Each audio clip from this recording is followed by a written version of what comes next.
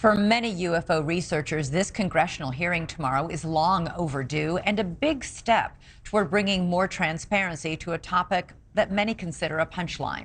My next guest is one of them. John Greenewald submitted his first Freedom of Information Act request on UFOs when he was 15 years old.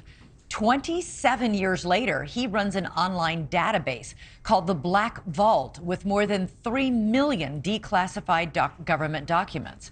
A short time ago, I got his thoughts on tomorrow's historic hearing. John, you say it's great that David Grush will be testifying under oath about what he was told, but that's not enough, you say. His information is secondhand. He was told and he read about non-human craft. He didn't actually see it.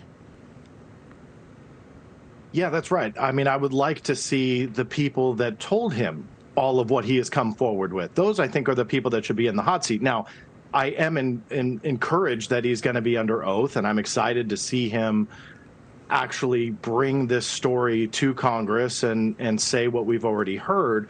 But that's the problem. We've heard it at this point. I hope there's new information, but we need to get to the root of where he got everything. That way we can take the next step to actually verifying it. Who else do you think needs to be under oath and answering these questions? I would love to see some agency heads. I think the Inspector General of the Department of Defense would be somebody who I'd love to see at the top of the list. I think that they've been looking into the DoD's handling of the UAP issue now for a couple of years with an evaluation that they started. They also looked at a complaint that was submitted to them. There's a lot that they, from the Department of Defense side, can bring to the table. But I think that Congress needs to turn up the heat a little bit. I think that we have gone beyond the witness testimony. That's solid at this point. There's a foundation that they have confirmed. The government has confirmed that military pilots are experiencing these phenomena while in their training exercises, while flying their military aircraft. There are videos, photographs, and firsthand testimony. That's solid. Those are in congressional reports from 2021 on.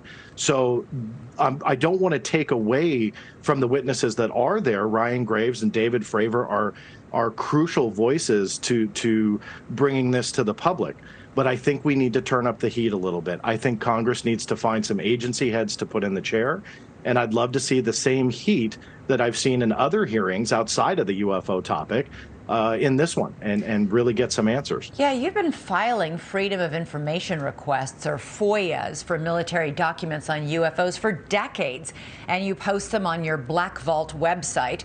You say the military is still today working really hard to keep important information from the American public.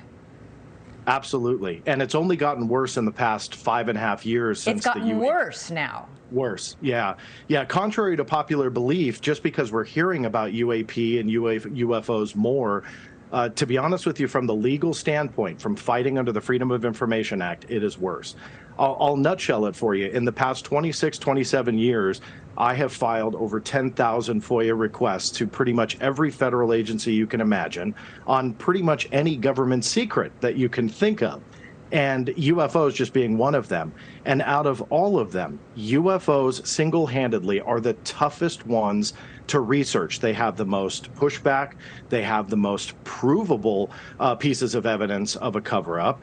But it's a cover-up nonetheless. And it's one that's easily proven. You can see with their own documentation. And it's fascinating for me because over the years, what I've done is focused on what is the government telling us? What are they putting out in press statements and so on and so forth?